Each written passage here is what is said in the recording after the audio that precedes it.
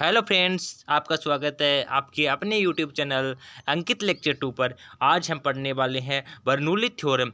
Bernoulli का प्रमेय क्या है, या अर्थात बर्नौली प्रमेय का कथन देखेंगे और उस कथन को सिद्ध करेंगे, वो भी स्टेप बाय स्टेप चलकर। तो चलिए आज का वीडियो स्टार्ट करेंगे। और आज का वीडियो मोस्ट इंपॉर्टेंट होने वाला है, क्योंकि बर्नौली का प्रमेय इंपॉर्टेंट है, हर एग्जाम में पूछा जाता है। तो चलिए स्टार्ट करते हैं। तो जैसा कि आपको दिखाई दे रहा है कि आज हम पढ़ेंगे बर्नौली का प्रमेय। तो देखिए, बर्नौली का प्रमेय एक तरल प्रवाह के लिए डेरिवेशन है। अर्थात जब जब तरल प्रवाह की बात की जाएगी, वहाँ वहाँ एक धारावाही नलिका की जरूरत होगी। अर्थात सबसे पहले देखिए मैं इसका कथन बता देता हूँ कि जब कोई अयस्यान या असंपीडित तरल एक स्थान से दूसरे स्थान तक धारा रेखीय प्रवाह करता है, तो उसके मार्ग में हर प्रत्येक बिंदु पर चाहे ये बिंदु हो चाहे ये बिंदु हो, उसकी प्रत्येक बिंदु की कुल ऊर्जा अर्थात गतिज ऊर्जा और स्थितिज ऊर्जा और एकांक आयतन की कुल ऊर्जा, गतिज ऊर्जा और स्थितिज ऊर्जा नियत रहती है। ठीक है, कहने का मतलब आपको अगर एक बार ये कथन अजीब सा लग रहा होगा, लेकिन जब हम इसको सिद्ध करेंगे, कहने का मतलब क्या है कि बर्नौली प्रमेय क्या कहता है। इसका कथन है कि जब कोई अयस्यान या असंपीडित तरल पदार्थ एक स्थान से दूसरे स्थान तक जाता है, तो धारा रेखीय होना चाहिए, विक्षुब्ध प्रवाह नहीं होना चाहिए। धारा रेखीय प्रवाह में करता है तो उसके मार्ग पर प्रत्येक ऊर्जा यानी एकांक आयतन की कुल ऊर्जा, दाब ऊर्जा, गतिज ऊर्जा और स्थितिज ऊर्जा का योग है, वो एक नियत रहता है। कहने का मतलब कि दाब ऊर्जा और गतिज ऊर्जा 1/2 रो वी स्क्वायर और प्लस स्थितिज ऊर्जा रो जी एच इजिकल टू क्या है, नियतांक है। ये क्या है, ये एक बर्नौली थ्योरम है। देखिए ये बर्नौली थ्योरम है, ये कथन है बर्नौली थ्योरम का, हमें इसे सिद्ध करना है। बर्नौली प्रमेय है, इसके अंदर क्या है, पी क्या है, दाब ऊर्जा, और ये क्या है, गतिज ऊर्जा, और ये क्या है, स्थितिज ऊर्जा। ठीक है, ये और हमें इस कथन को सिद्ध करना है कि एक नियतांक होता है कि हम हर बिंदु पर चेक करके देखेंगे कि ये बात सही है या नहीं। तो चलिए स्टार्ट करते हैं, इसका प्रूव करेंगे, सिद्ध करेंगे। प्रूव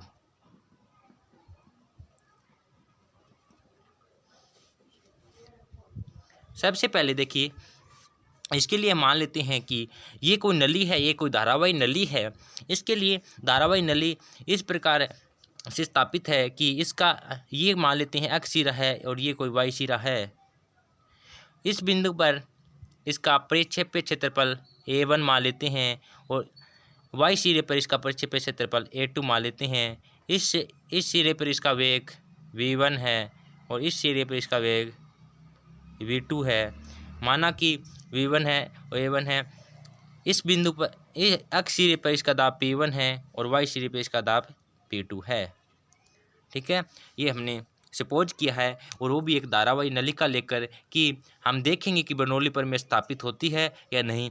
तो चलिए देखते हैं इसके अकॉर्डिंग।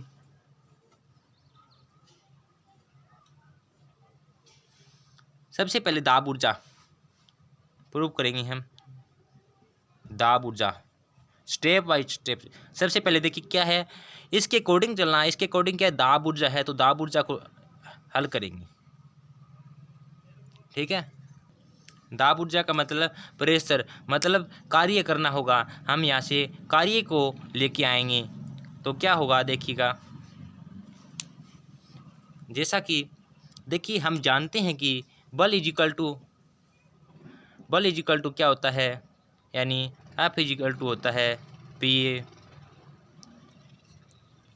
तो यहाँ से देखिए हम बात कर रहे हैं एक्स सिरे पर, लिख देना एक्स सिरे पर P1 के कारण, एक्स सिरे पर P1 के कारण द्रव पर लगने वाला बल ठीक है। क्या हो जाएगा, F इजिकल टू F1 यानी अक्षीरा है, इसे F1 मान लेते हैं। F1 is equal to P1 A1, क्योंकि दाब क्या है यहाँ पे P1 है और क्षेत्रफल क्या है A1 है। ओके, इसी प्रकार हम वाई सीरीज इसे तो आगे हल कर लेते हैं। देखिए कि हम जानते हैं कि कार्य इजिकल टू क्या होता है, बल इंटू विस्थापन होता है, बल इंटू दूरी। ठीक है, तो W इजिकल टू, यहाँ W यानी x सिरे पे यानी W1 कार्य इजिकल टू बल क्या है P1 A1 और दूरी कितनी है, आप दूरी V1। किस दूरी से यह वेग दूरी से गति कर रहा है, मतलब किस वेग से गति कर रहा है, वो वेग है V1। ठीक है, इसे इक्वेशन नंबर 2 दे दो। इसी प्रकार वाई सिरे पर देखेंगे, वाई सिरे पर क्या है W2, डायरेक्ट लिखूँगा। वाई सिरे पर कार्य क्या होगा, प्रेस दाब क्या है P2, क्षेत्रफल क्या है A2 और वेग क्या है यहाँ पे V2, यानी वाई सिरे पर कार्य क्या का मान क्या हो जाएगा P2 A2 V2। यहाँ से हम क्या निकाल लेंगे, यहाँ से हम 1 सेकंड में द्रव पर किया गया कुल नेट कार्य निकाल देंगे, यानी W is equal to W1 minus W2। ठीक है, तो W इजिकल टू क्या आ जाएगा, यहाँ से W इजिकल टू आ जाएगा P1 A1 V1 minus P2 A2 V2। W is equal to क्या होगा P1, यहाँ से हम कॉमन तो ले नहीं सकते, ये लास्ट यहीं तक आएगा P1 A1 V1 minus P2 A2 V2। इसी इक्वेशन नंबर फर्स्ट दे दो। ये किसका मान आ गया, कार्य, यानी दाब ऊर्जा का मान निकाल के लेके आए थे हम। दाब ऊर्जा के अंदर हमने कार्य करना पड़ा, यानी जब दाब लगाएंगे तो हमें कार्य करना होगा, तो कार्य का मान लेके आए हम, वो हमारे पास आया है कुल नेट कार्य कितना आया P1 A1 V1 minus P2 A2 V2। ठीक है, अब हम निकाल लेंगे इसके अकॉर्डिंग गतिज ऊर्जा। तो देखिए हमारे पास नेट कार्य का मान आ गया P1 A1 V1 minus P2 A2 V2, ये इक्वेशन आ गई हमारे पास। तो देखिए यहाँ से देखिए हम सातत्य जो सिद्धांत है हमारा, जो अभिरक्ता का सिद्धांत है, उसके अकॉर्डिंग जानते हैं हम A1 V1 इजिकल टू होता है A2 V2 इजिकल टू होता है m/ρ, अर्थात हम A1 V1 की जगह m/ρ रखेंगे, यानी इसका मान समीकरण 1 में यूज करेंगे। तो देखिए A1 V1 की जगह m/ρ रखेंगे, तो देखिए क्या होगा, देखिए P1 m/ρ, इसी प्रकार माइनस P2 A2 V2 की जगह भी क्या रखेंगे m/ρ। यहाँ से देखिए कॉमन क्या आ रहा है, कॉमन ले लीजिए, कॉमन आ रहा है m/ρ कॉमन आ रहा है is equal to P1 minus P2। इसे इक्वेशन नंबर 2 दी। ये कुल नेट कार्य निकल के आ गया। ठीक है, कार्य का मान कितना आ गया m/ρ P1 minus P2 is equal to समीकरण नंबर 2। ठीक है, तो ये आ गया नेट कार्य। अब निकालेंगे हम क्या, गतिज ऊर्जा का मान। तो देखिए गतिज ऊर्जा निकालते हैं, गतिज ऊर्जा। तो देखिए गतिज ऊर्जा, जैसा कि हम जानते हैं कि गतिज ऊर्जा क्या होती है, 1/2 m/v² होती है गतिज ऊर्जा। हम जानते हैं कि देखिए गतिज ऊर्जा होती है 1/2 m/v²। तो देखिए यहाँ पे द्रव्यमान तो सेम है, v क्या है V1 है, तो यहाँ पर हम रख देंगे कि, तो देखिए यहाँ पे देखिए एक बात ध्यान रखने की होगी है, यहाँ पे क्या है, ये जो क्षेत्रफल है ये बड़ा है और ये क्षेत्रफल छोटा है, यानी इसका क्षेत्रफल छोटा है, ये क्षेत्रफल बड़ा है, अर्थात मैं कह सकता हूँ कि A1 बड़ा है A2 से, A1 बड़ा है A2 से। देखिए जहाँ क्षेत्रफल ज़्यादा वहाँ वेग कम, अर्थात A1 V1 कम होगा V2 से, और जहाँ वेग कम वहाँ दाब ज़्यादा, P1 कम होगा P2 से, P1 ज़्यादा होगा P2 से। ठीक है, अर्थात जहाँ वेग कम वहाँ दाब ज़्यादा, जहाँ वेग अधिक वहाँ दाब कम। ठीक है, ये हम अभिवेक्ता के सिद्धांत से जानते हैं। हम इसका यूज करेंगे। देखिए गतिज ऊर्जा क्या है, हम अक्ष सिरे पर देखेंगे गतिज ऊर्जा।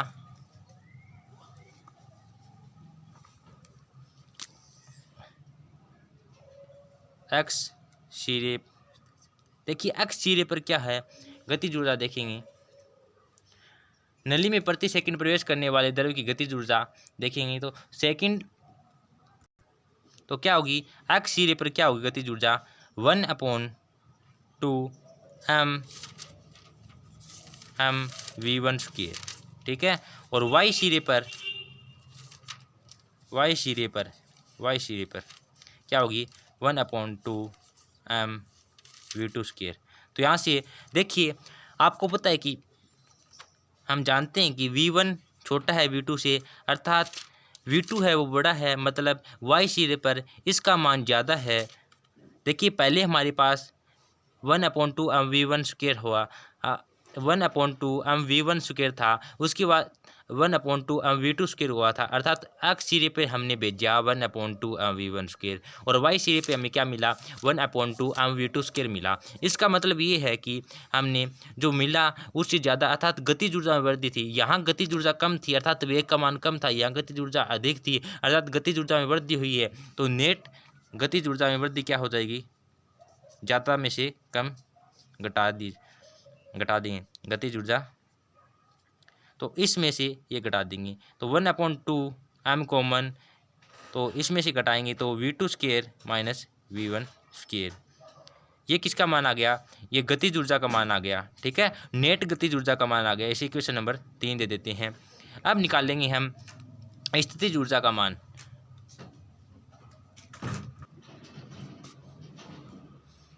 तो देखिए कार्य का मान आ गया, इक्वेशन नंबर फर्स्ट आ गई और नेट गतिज ऊर्जा निकाल ली। अब निकालेंगे स्थितिज ऊर्जा, अर्थात इसके जो धारावाही नलिका है उसके अंदर हम स्थितिज ऊर्जा का मान देखेंगे, वो भी एक्स और वाई सिरे के अंदर। तो देखिए तो अक्ष सिरे पर क्या है, अक्ष सिरे पर स्थितिज ऊर्जा हम जानते हैं कि अक्ष सिरे पर स्थितिज ऊर्जा क्या होती है, तो क्या होगी देखिए कि यहाँ पे देखिए अक्ष सिरे पर स्थितिज ऊर्जा का मान क्या होगा। देखिए अम द्रव्यमान मान लेते हैं, कोई कण है वो अम द्रव्यमान का है, g गुरुत्वीय त्वरण है और यहाँ पे देखिए इसकी ऊंचाई कितनी है, हाइट है h1, अक्ष सिरे पर हाइट कितनी है h1 है, तो अक्ष सिरे पर स्थितिज ऊर्जा क्या हो जाएगी mg h1। और इसी प्रकार y सिरे पर स्थितिज ऊर्जा क्या हो जाएगी, वो हो जाएगी mg और हाइट कितनी है h2। अर्थात यहाँ से देखिए जो स्थितिज ऊर्जा है हमें पता है कि h1 बड़ा है h2 से, अर्थात ये मान बड़ा है और ये मान छोटा है, अर्थात जो स्थितिज ऊर्जा है स्थितिज ऊर्जा में कमी हुई है, क्योंकि हमें पता है कि यहाँ वेग ज़्यादा, जहाँ वेग ज़्यादा वहाँ स्थितिज ऊर्जा में कमी होती है। जब गतिज ऊर्जा का जिक्र होता है वहाँ स्थितिज ऊर्जा कम होती है, अर्थात गतिज ऊर्जा ज़्यादा वहाँ स्थितिज ऊर्जा कम। तो नेट स्थितिज ऊर्जा क्या हो जाएगी, नेट स्थितिज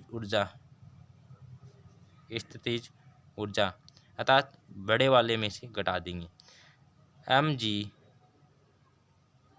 h1 माइनस h2। ठीक है, क्योंकि ये बड़ा था और ये छोटा था, h1 ज़्यादा था h2 से। ठीक है, तो ये किसका मान आ गया, गतिज ऊर्जा का। तो देखिए 3 मान आ गए हमारे पास। अब देखिए इस इक्वेशन के अकॉर्डिंग हम जानते हैं दाब ऊर्जा, गतिज ऊर्जा, स्थितिज ऊर्जा।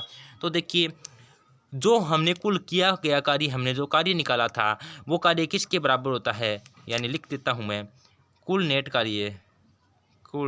किया गया नेट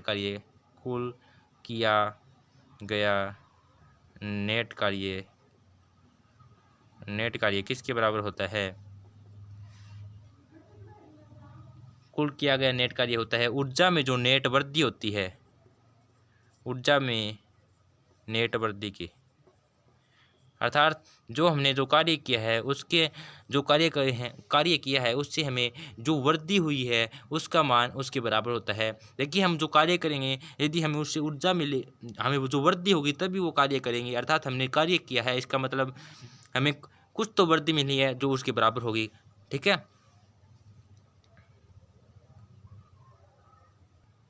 तो देखिए कुल किया गया नेट कार्य कितना था, ये रहा। नेट कार्य कितना निकल के आया था, m/ρ P1 minus P2 is equal to ऊर्जा में नेट वृद्धि कितनी हुई। देखिए हमें पता है स्थितिज ऊर्जा में क्या हुई थी, कमी हुई थी, क्योंकि यहाँ H1 ज़्यादा था, यहाँ पे क्या है स्थितिज ऊर्जा में कमी हो रही है, तो ये मानकित का है स्थितिज ऊर्जा में कमी लिख देना। और गतिज ऊर्जा में क्या हुई थी, वृद्धि।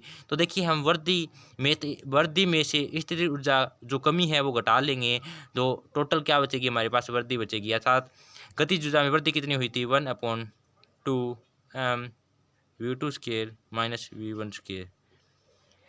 गतिज वृद्धि कमी कितनी हुई थी, माइनस, कमी हुई है तो घटा देंगे, -mg/h1 माइनस h2। तो देखिए यहाँ से m यहाँ से भी कॉमन आ रहा है, m यहाँ से भी कॉमन आ रहा है, कैंसिल हो जाएगा, ठीक है। तो देखिए यहाँ से रो यहाँ से मल्टीप्लाई हो जाएगा, इसलिए देखिए P1 minus P2 upon rho 1 ये रो है 1/2 v2² माइनस, इसे खोल लेते हैं 1/2 v1² minus gh1 minus gh2। तो देखिए ये रो है, इधर जाएगा तो यहाँ से क्या हो जाएगा, ये हो जाएगा P1 minus P2 is equal to, ये इंटू जाएगा तो 1/2 रो v2² minus 1/2 rho v1² minus, ये रो मल्टीप्लाई होगा इससे, क्योंकि ये डिवाइड में है, रो gh1 माइनस रो gh2। तो देखिए जो P1 है वो इधर रख लेते हैं,